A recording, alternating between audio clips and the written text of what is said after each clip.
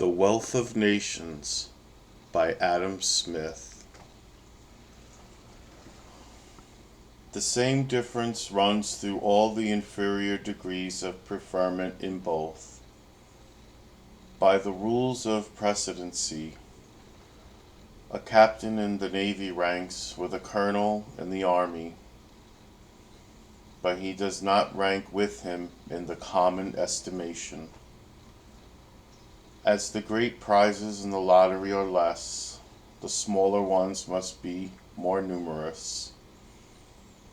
Common sailors, therefore, more frequently get some fortune and preferment than common soldiers, and the hope of those prizes is what principally recommends the trade. Though their skill and dexterity are much superior to that of almost any artificers, and though their whole life is one continual scene of hardship and danger, yet for all this dexterity and skill, for all those hardships and dangers, while they remain in the condition of common sailors, they receive scarce any other recompense but the pleasure of exercising the one and of surmounting the other. Their wages are not greater than those of common laborers at the port, which regulates the rate of seamen's wages, as land. As they are continually going from port to port, the monthly pay of those who sail from all the different ports of Great Britain is more nearly upon a level than that of any other workman in those different places, and the rate of the port to and from which the greatest number sail, that is, the port of London, regulates that of all the rest. At London, the wages of the greater part of the different classes of workmen are about double those of the same classes at Edinburgh. But the sailors who sail from the port of London seldom earn above 3 or 4 shillings a month, more than those who sail from the port of Leith, and the difference is frequently not so great. In time of peace and in the merchant service, the London price is from a guinea to about 7 and 20 shillings the calendar month. A common labourer in London, at the rate of 9 or 10 shillings a week, may earn in the calendar month from 40 to 5 and 40 shillings. The sailor, indeed, over and above his pay, is scheduled with provisions. Their value, however, may not perhaps always exceed the difference between his pay and that of the common laborer, and though it sometimes should, the excess will not be clear gain to the sailor, because he cannot share it with his wife and family, whom he must maintain out of his wages at home. The dangers and hairbreadth escapes of a life of adventures, instead of disheartening young people, seem frequently to recommend a trade to them.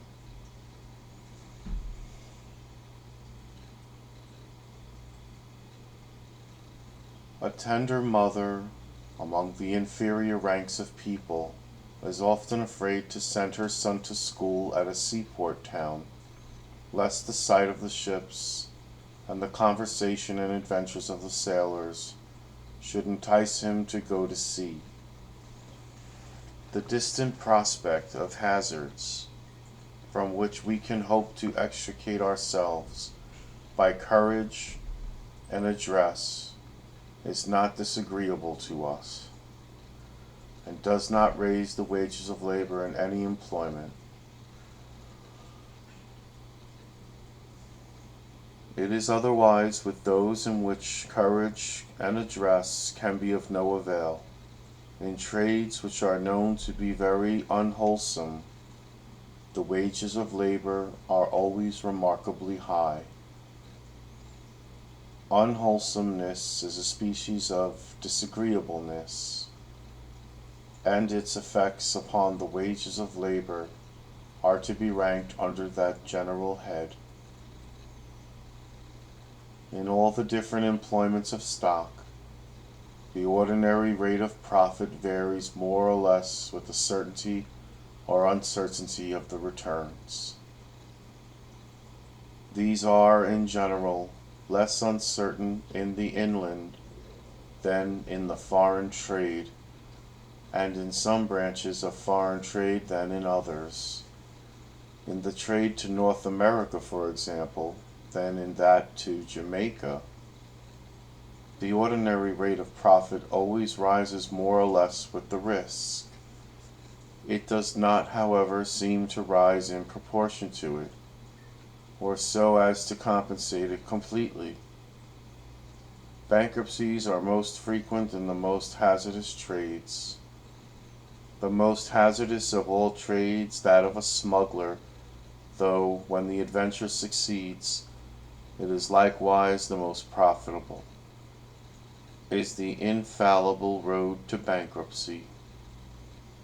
The presumptuous hope of success seems to act here as upon all other occasions, and to entice so many adventurers into those hazardous trades, that their competition reduces the profit below what is sufficient to compensate the risk.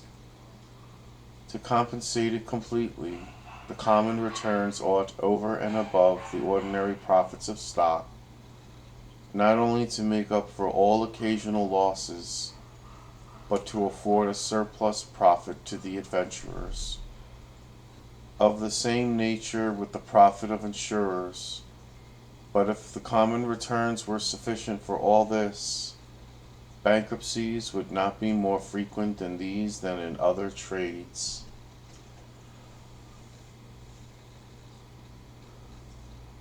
Of the 5 circumstances, therefore, which vary the wages of labor, 2 only affect the profits of stock: the agreeableness or disagreeableness of the business, and the risk or security with which it is attended.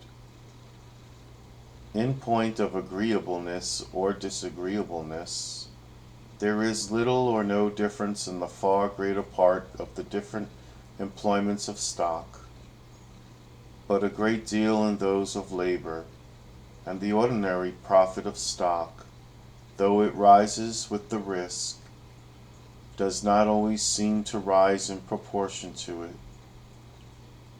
It should follow from all this that, in the same society or neighborhood, the average and ordinary rates of profit in the different employments of stock should be more nearly upon a level than the pecuniary wages of the different sorts of labor.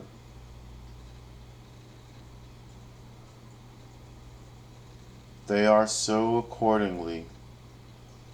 The difference between the earnings of a common laborer and those of a well-employed lawyer or physician is evidently much greater than that between the ordinary profits in any 2 different branches of trade. The apparent difference, besides, in the profits of different trades is generally a deception arising from our not always distinguishing what ought to be considered as wages from what ought to be considered as profit.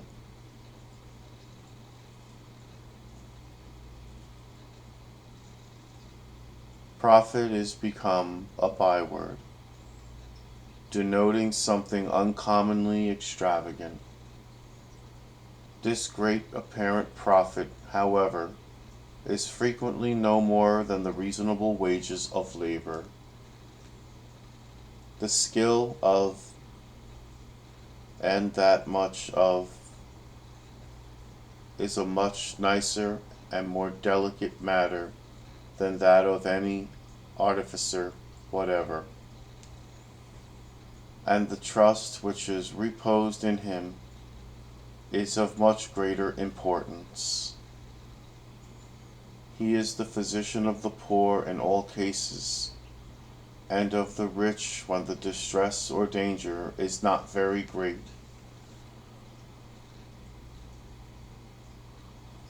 His reward, therefore, ought to be suitable to his skill and his trust, and it arises generally from the price at which he sells his drugs. But the whole drugs which the best employed in a large market town will sell in a year may not perhaps cost him above 30 or 40 pounds. Though he should sell them, therefore, for 300 or 400, or at 1,000% profit, this may frequently be no more than the reasonable wages of his labor, charged in the only way in which he can charge them, upon the price of his drugs. The greater part of the apparent profit is real wages disguised in the garb of profit. In a small seaport town, a little grocer will make 40 or 50% upon a stock of a single £100, while a considerable wholesale merchant in the same place will scarce make 8 or 10%. Upon a stock of 10,000, the trade of the grocer may be necessary for the conveniency of the inhabitants, and the narrowness of the market may not admit the employment of a larger capital in the business. The man, however, must not only live by his trade, but live by it suitably to the qualifications which it requires. Besides possessing a little capital, he must be able to read, write, and account, and must be a tolerable judge too, of perhaps 50 or 60 different sorts of goods, their prices, qualities, and the markets where they are to be had cheapest. He must have all the knowledge, in short, that is necessary for a great merchant, which nothing hinders him from becoming but the want of a sufficient capital.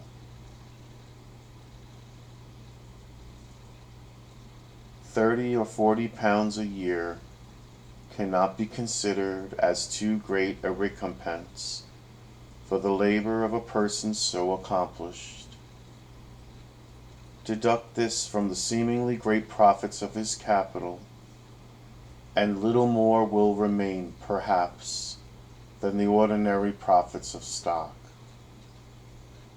The greater part of the apparent profit is, in this case, too, real wages. The difference between the apparent profit of the retail and that of the wholesale trade is much less in the capital than in small towns and country villages, where £10,000 can be employed in the grocery trade. The wages of the grocer's labor must be a very trifling addition to the real profits of so great a stock. The apparent profits of the wealthy retailer, therefore, are there more nearly upon a level with those of the wholesale merchant. It is upon this account that goods sold by retail are generally as cheap, and frequently much cheaper, in the capital than in small towns and country villages.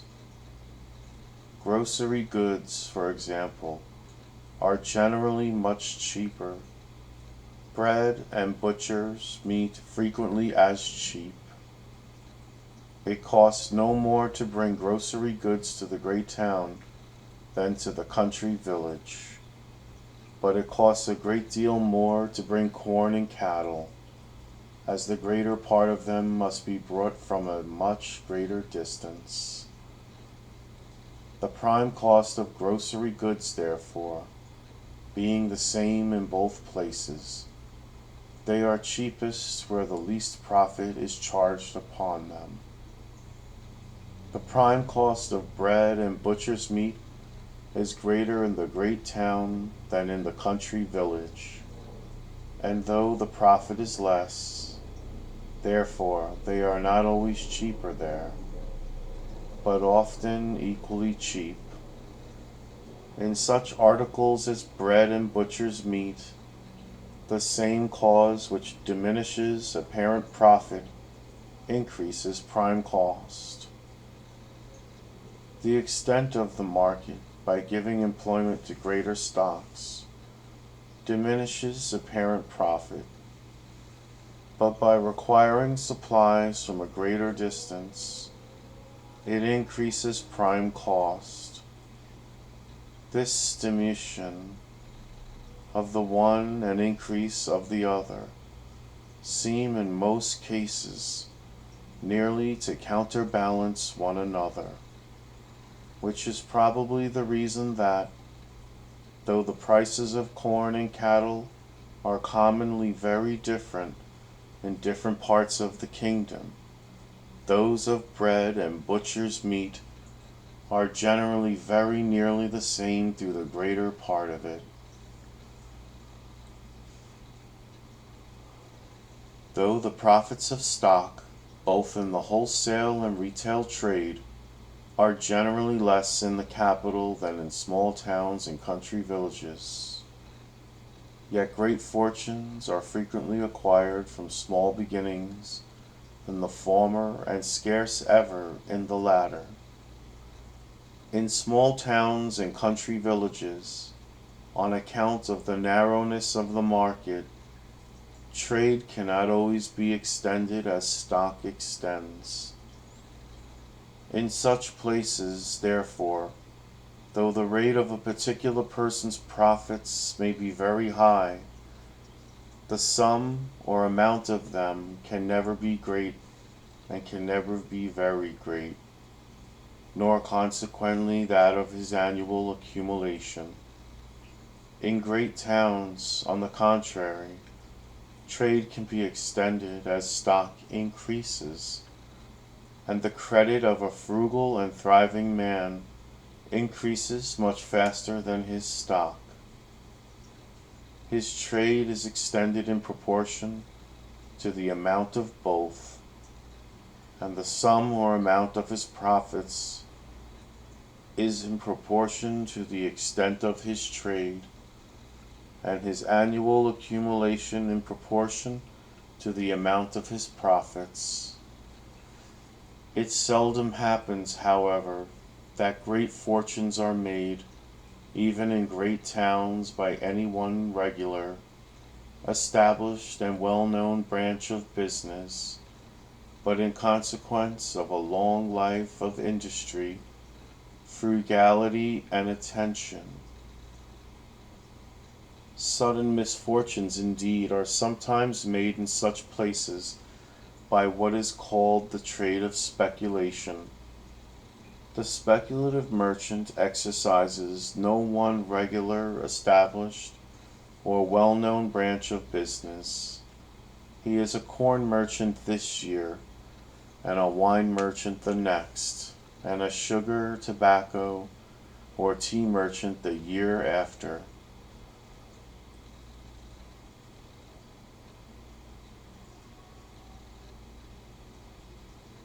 He enters into every trade when he foresees that it is likely to lie more than commonly profitable, and he quits it when he foresees that its profits are likely to return to the level of other trades.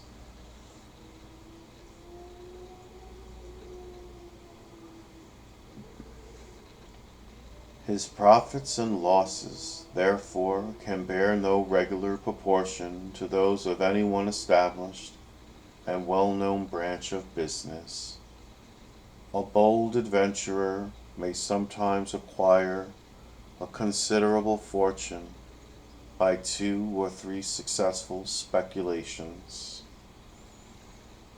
but is just as likely to lose 1 by 2 or 3 unsuccessful ones. This trade can be carried on nowhere but in great towns. It is only in places of the most extensive commerce and correspondence that the intelligence requisite for it can be had. The 5 circumstances above mentioned, though they occasion considerable inequalities in the wages of labor and profits of stock, occasion none in the whole of the advantages and disadvantages, real or imaginary, of the different employments of either. The nature of those circumstances is such that they make up for a small gain in some and counterbalance a great one in others. In order, however, that this equality may take place in the whole of their advantages or disadvantages, 3 things are requisite, even where there is the most perfect freedom. First, the employments must be well known and long established in the neighborhood.